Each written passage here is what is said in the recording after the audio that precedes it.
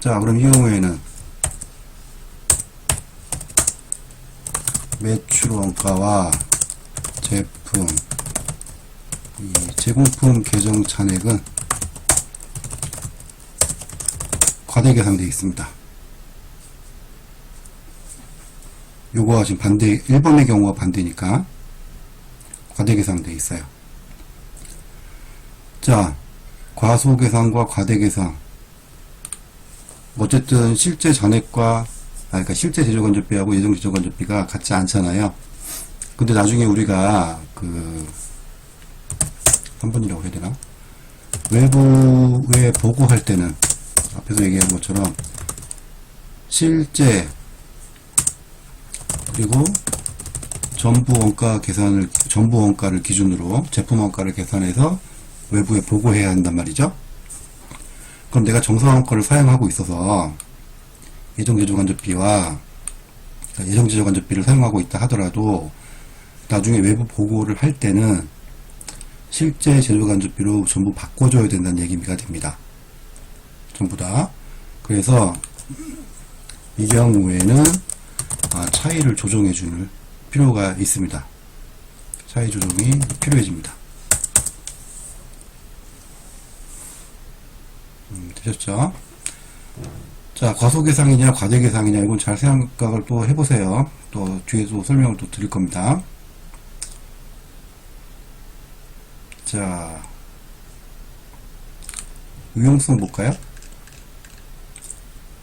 앞서도 말씀을 드렸는데 정상원가를 사용하는 이유는 신속한 원가 계산이 가능해집니다. 그 다음에 배부 차이의 원인 분석을 통해서 원가에 대한 관리가 가능하다는 장점도 있습니다. 자, 앞에서도 얘기했지만 원가 계산을 신속하게 할 수 있죠. 당연하죠. 그거는 미리 계산해 놓은 거 아니에요. 그러니까 원가 계산은 원가 계산은 빨리 할 수 있어요. 신속성은 있는데 정확성은 떨어지는 거죠, 당연히. 그죠? 네. 실제로 발생한 금액과 예정된 금액이 같을 수는 없잖아요. 그래서 정확성은 당연히 떨어져요. 그래서 과소계상되거나 과대계상되는 경우가 너무 당연한 겁니다. 그래서 차이 조정이 필요한 거고요. 다만 여기 지금 위의 경우 보시면 내가 사전에 설정해 놓은 제조간접비는 600원이 나오는 게 정상적이라고 생각을 했고, 그 다음에 예전에도 이렇게 나왔고, 그래서 600원이라고 설정을 했는데 이번 달에는 혹은 이번 회계연도에는 왜 1000원이 나왔냐 이거예요. 400원만큼 더 나왔잖아요. 지금 제조간접비가 더 발생했잖아요. 비용이 더 많이 발생을 한 거예요. 지금 원가가 더 많이 발생을 한 거예요. 그러면 이게 지금 유리한 거예요? 불리한 거예요? 이익 측면에서 보면 이러한 차이가 이익 측면에서 보면 좋은 거예요? 나쁜 거예요? 나쁜 거죠. 불리한 차이라고 합니다. 불리한 차이라고 그래요. 자, 반대로 여기 한번 보세요. 이 경우에는 지금 제조간접비가 나는 한 1000원 정도 나오는 게 정상적일 거고, 보통 한 6000원 정도 나왔다라고 생각을 해서 1000원으로 잡아놨는데 미리 실제로 발생한 제조간접비는 600원이 나왔어요. 그러니까 비용이 덜 나온 거죠. 그러면 이걸 이익 측면에서 보면 비용이 덜 발생했잖아요. 그러면 이익이 더 크게 나오는 거죠, 지금. 따라서 이런 경우는 유리한 차이라고 합니다. 이런 경우는 이걸 기억을 해주셔야 돼요. 자, 그래서 이 불리한 차이가 발생하는 경우에는 이 차액만큼, 이게 얼마예요? 지금 400원이죠. 이 차액만큼 매출원가 제품 제공품 계정 잔액에 가산을 해줘야 됩니다. 차이 금액은 이렇게 쓸게요. 차이 금액은 이렇게 가산을 해줘요. 더해줘야 돼요. 그 다음에 유리한 차이의 경우에는 실제로 비용이 적게 나왔잖아요. 이 경우에는 빼줘야 되겠죠.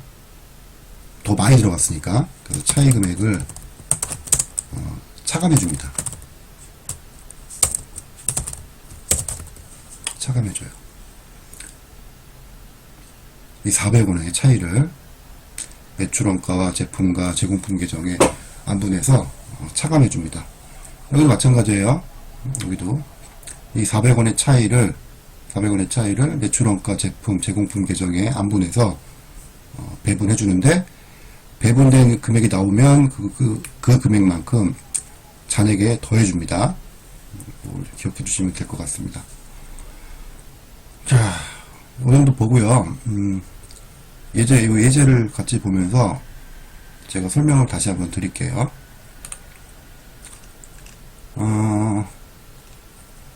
기초 잔액이 4,000원이 있고요. 이거부터 해야 되구나. 정상 원가 계산 시스템 하에서 개별 원가 계산을 사용을 하고 있대요. 4월 한 달 동안 제공품 계정 내역이 지금 이렇고요. 그래서 기초 제공품 잔액이 4,000원이고, 그 다음에 직접 재료비, 직접 노무비, 제조간접비가 이렇게 주어져 있습니다, 지금. 그 다음에 제품 계정으로 대체된 금액이 48,000원이에요. 제품 계정으로 왜 대체가 됐겠어요? 제공품 계정에서 제품 계정으로 대체가 됐대요. 왜 대체가 됐겠어요? 완성이 됐으니까 대체가 됐겠죠. 제품 계정으로. 완성이 못됐으면 제공품 계정이 그냥 남아있겠죠. 기말까지 완성이 안 돼 있으면 기말 제공품이 구성이 되겠죠. 그걸로. 기말 제공품이 이제 구성이 되겠죠. 어쨌든 이거는 결국 단기 제품 제조 원가의 다른 말이죠. 48,000원 보시면 되고, 자, 문제 계속 볼게요. 제조간접비율을 제품에 배부할 때 예정 제조간접비율을 사용하며 단기의 제조간접비 예정 배부율은 직접 노무비의 80%를 배부를 한대요. 그럼 이 얘기는 뭐예요? 직접 노무비가 1,000원이면 제조간접비는 800원이다. 이런 의미죠, 지금. 네, 그렇게 예정 배부를 한다는 얘기입니다.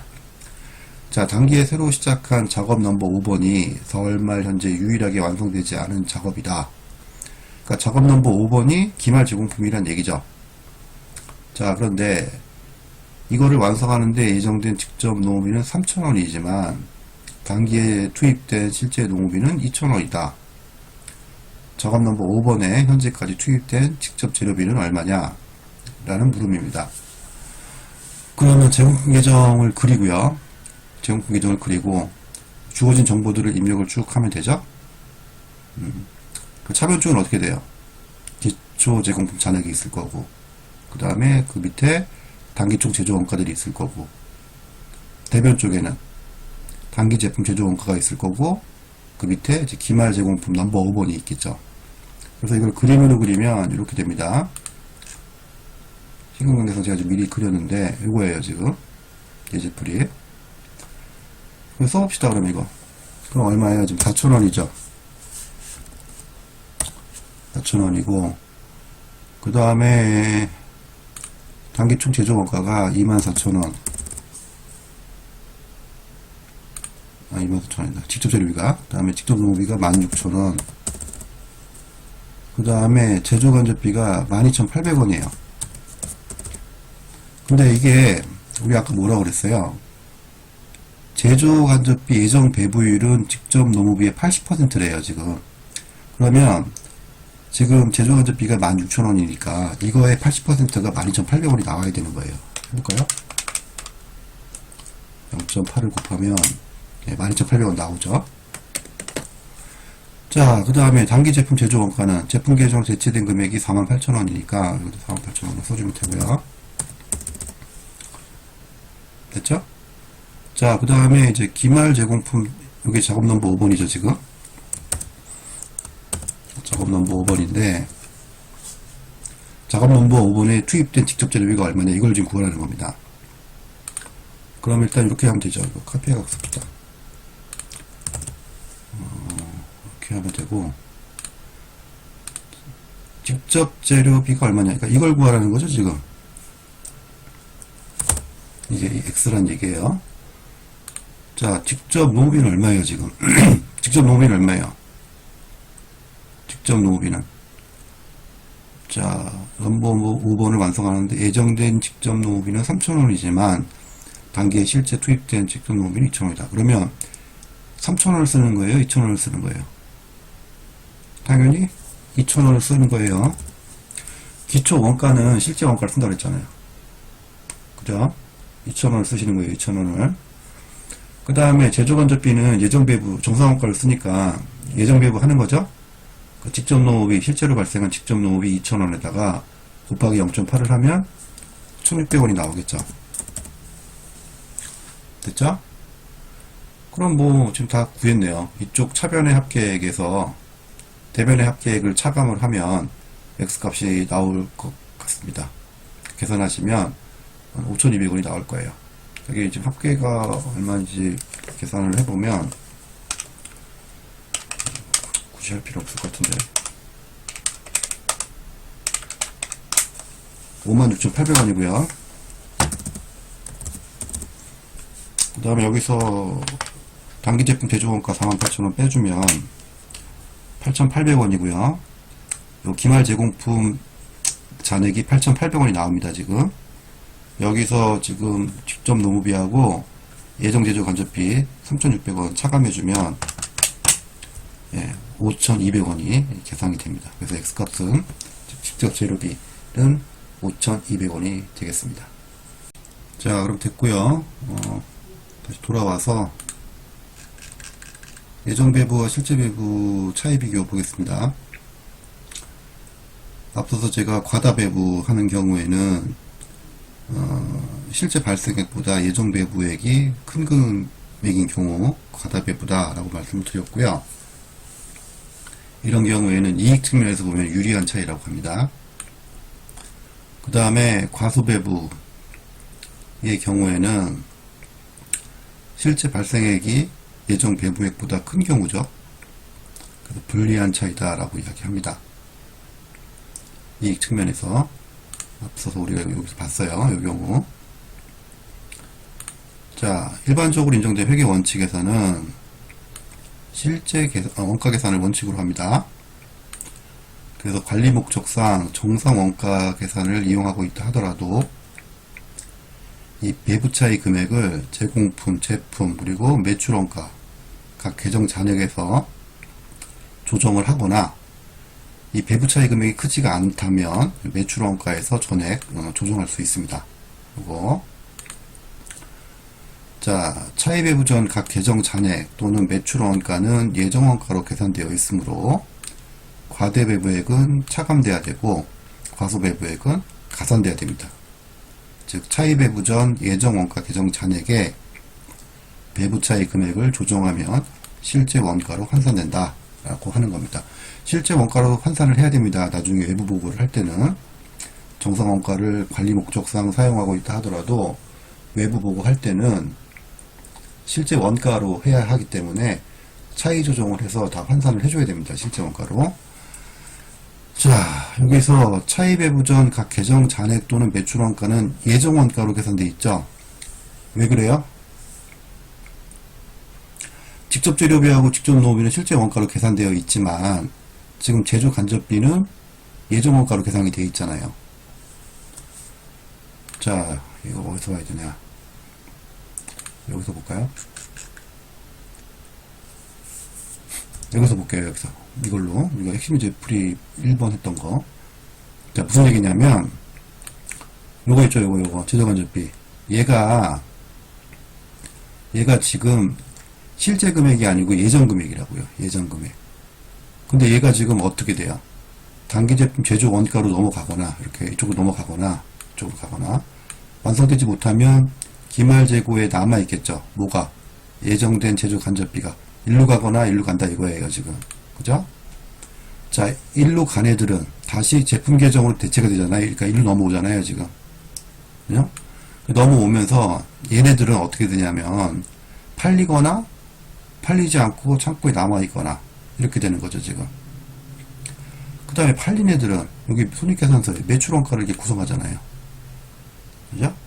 그러면 우리가 차이를 조정해야 되는 예정된 제조 간접비는 지금 이 손익계산서상의 매출원가에도 묻어있고 제품 계정에 기말 제품에게도 묻어있고 그 다음에 기말 제공품 잔액에도 여기에도 묻어있을 거 아니에요. 그래서 제공품 기말 잔액, 제품 기말 잔액, 매출 원가에서 차이를 조정해 준다라는 이야기입니다. 되셨죠? 그래서 과다하게 계산된 경우에는 우리가 이익 측면에서 유리한 차이기 때문에, 그죠? 실제 발생액이 예정 배부액보다 작잖아요. 그죠? 그죠? 이거 헷갈리시면 안 돼요, 여러분들. 실제 발생액이 예정 배부액보다 작잖아요. 그러니까 비용이 실제로는 적게 발생한 거죠. 그래서 이익 측면에서 보면 유리한 차이라고요. 그죠? 네. 따라서 그만큼 차감을 해줘야 되는 겁니다. 왜냐하면 많이 배부되어 있기 때문에 지금 이 제공품 잔액, 제품 잔액, 매출원가 잔액에서 차감을 해줘야 돼요. 과소배부의 경우에는 지금 이익 측면에서 불리한 차이죠. 왜냐하면 예전 배부했던 금액보다 실제로 발생한 비용이 크기 때문에. 그래서 이 경우에는 각각 더해줍니다. 기말 제공품, 기말 제품의 매출원가 계정 잔액에 각각 더해주면 되겠습니다. 자, 뭐 설명이 되는지, 뭐 얼굴을 보면서 얘기를 해야 되는데 혼자서 떠드니까 여러분들이 좀 이해가 된 건지 어쩐 건지 뭐 잘 모르겠습니다. 일단 저는 뭐 설명을 다 했어요. 혹시 이해가 안 되시면 질문을 주세요.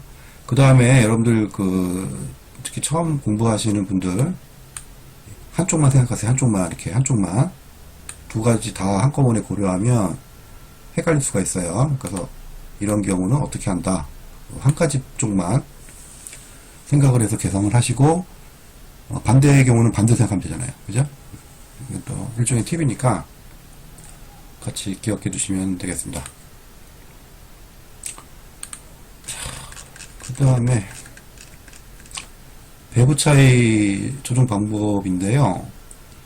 이렇게 크게 보면 이렇게 두 가지가 있어요. 비례배분법하고 모의배분법이 있습니다.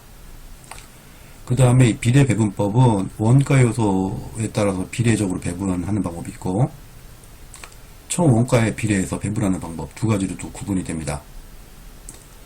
그 다음에 무배분법은 기말 제공품이나 기말 제품 잔액에 부과하지 않고요. 매출원가에서 그냥 한꺼번에 차이 조정을 해버리는 방법을 무배분법이라고 합니다. 다시 한번, 비례배분법은 원가요소 비례배분법과 총원가 비례배분법으로 구분되고요. 무배분법은 원가 요소에 각 배분하는 게 아니고 그냥 매출원가에서 한꺼번에 차이를 조정해버리는 방법이다. 이렇게 기억해 주시면 되고요. 정확성 측면에서 보면 어떤 게 더 정확할까요? 원가 계산 정확성 측면에서 보면, 네, 당연히 위에 있는 것들이 상대적으로 보면 무배분법에 비해서는 정확한 방법이죠. 다시 말씀드리지만 정확하다 정확하지 않다는 가치 판단의 문제는 아니라고 했어요. 차이가 경영자가 봤을 때 그 차이가 중요한 차이가 아니라고 판단되면 그냥 매출원가에서 바로 차감해버릴 수도 있습니다. 자, 그 다음에 여기서 문제 하나 예제를 볼게요. 간단하게. 자, 원가요소 비례법의 경우에는, 이거 보기 전에 이거 한번 설명 드릴게요. 원가요소 비례배분법의 경우에는 예정 배부액을 기준으로 해서, 자, 제조 간접비 배부 차이를 제공품, 제품, 매출원가에 안 부르는 방법이에요. 자, 제조 간접비 배부 차이를 기억해 두시고, 예정 배부액을 기준으로 합니다. 요거 예정 배부액을 기준, 제조 간접비 예정 배부액을 기준으로 하는 거예요. 그 다음에 총원가 비례배분법은요, 제공품, 제품, 기말 잔액하고 매출원가의 크기에 따라서 각 계정이 안분하는 겁니다. 그럼 예제 요거 보시면 지금 자료가 이렇게 있고요. 문제 보시면 기말 제조 간접비 부족 배부액, 과소 배부했다는 얘기입니다. 5만원을 원가 요소 비례법으로 제공품에 배부할 때 배부되는 금액은 얼마냐, 지금 이렇게 물어보고 있잖아요, 지금. 자, 그러면 일단 여기서 좀 먼저 봐야 되는 게, 제조 간접비 부족 배부라는 얘기는 뭐예요? 여기서 보면, 여기 위에서 보면,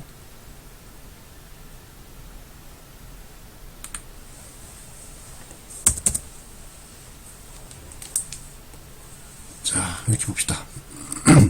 실제 제조 간접비가 있고, 그 다음에 예정 제조 간접비가 있어요. 이렇게 있어요.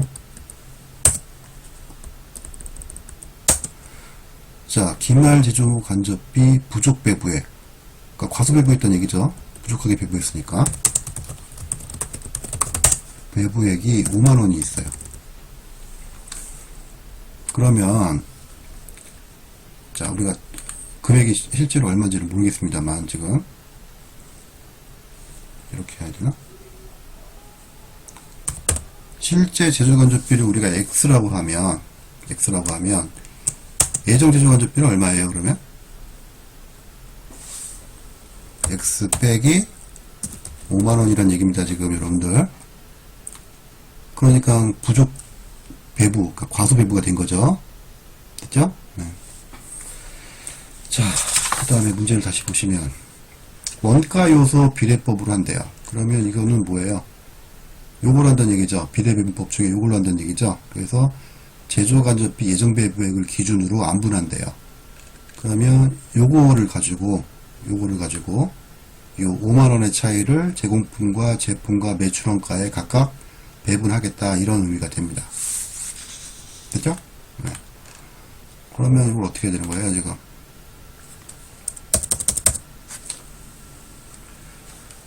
자, 5만원 곱하기 지금 문제는 뭐 물어보고 있죠? 제공품 물어보고 있잖아요. 제공품에 배부된 금액은 얼마냐 지금 물어보고 있으니까, 제공품의 비중은 일단 먼저 계산하면 되겠네. 제공품의 제조간접비가 지금 6만원이죠. 자, 6만원이 분자가 되는 거고요. 이게 뭐야? 그 다음에 분모에는 6만원,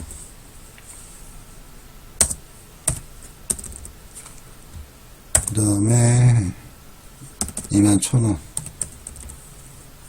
그 다음에 375,000원, 요거죠. 요거 분에 6만원만큼 5만원을 그 제공품 계정 잔액에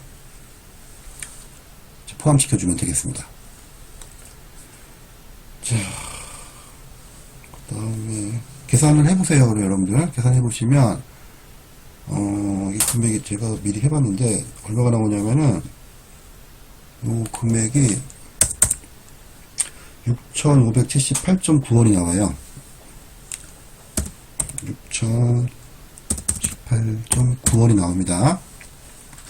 근데 조심하실 거는 문제에서 10원 단위에서 반올림만 되잖아요, 지금. 그러니까 70원에서 반올림 한다는 얘기죠. 70원, 여기서. 그러니까 결국 해답은 6,600원이 되는 겁니다. 6,600원. 그래서 과소배부 6,600원 이렇게 써주시면 되겠습니다.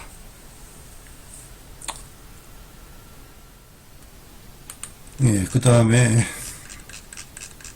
예, 핵심 예제 2번. 요게 과제입니다. 이번 주. 핵심 예제 2번 과제 풀이 하셔서요, 아이클래스에 업로드 하시면 되겠습니다. 핵심 예제 2번 금주 과제입니다. 공부하시고 문제 풀이 해보시고 업로드 해주시기 바랍니다. 제가 또 다시 말씀드리는데, 문제를 풀다가 문제를 정 모르겠으면 푼 정도에서만 업로드 하세요. 시간이 오버돼가지고 업로드를 자체를 아예 못하지 마시고 하시라고요. 금주부터는 이 시간이 오버되면은 제가 안 받는다고 제가 말씀드렸습니다. 그 다음에 지금 뭐 중간고사랑 기말고사를 지금 어떻게 해야 되는지 지금 정확하게 학교랑 교육부 방침이 지금 안 정해진 것 같은데, 어쨌든 추후에 여러분들 제출하신 것들은 평가 자료, 근거 자료가 돼요. 그러니까는 반드시 해당 시간 내에 업로드 해주시고요. 문제를 정확하게 다 풀면 좋죠. 근데 모를 수도 있는 건 당연한 거고, 그러니까 이렇게 정답을 딱 맞추면 좋은데 못 맞췄다고 해서 너무 이렇게 좌절하실 필요는 없다, 이 얘기입니다. 어차피 다음 주에 같이 풀 거니까. 요 예제는 그래서 다음 시간에 여러분들하고 같이 풀어보겠습니다. 어쨌든 이번 주 과제입니다. 강의 끝나면 요 문제 풀어보시고 아이클래스에 해답 풀이 과정하고 해답을 아이클래스에다 업로드 하시면 되겠습니다. 됐죠? 네. 여기 좀 조심하셔야 될 거는 뭐냐면, 잠깐 말씀드리면, 직접 경비가 별도로 구분 격리가 돼 있어요. 그러니까 원가 요소가 직접 재료비, 직접 농업비, 제조간접비가 아니고, 직접 재료비, 직접 농업비, 직접 경비, 그 다음에 제조간접비, 이렇게 돼 있다는 겁니다. 그래서 여기 이 외주가공비하고 미지급 설계비, 요거고, 요게 현재 지금 직접 경비로 설정이 되어 있습니다. 요거가 좀 다른 문제들하고 좀 차별되는 문제예요. 일단 뭐 한번 풀어보시기 바랍니다.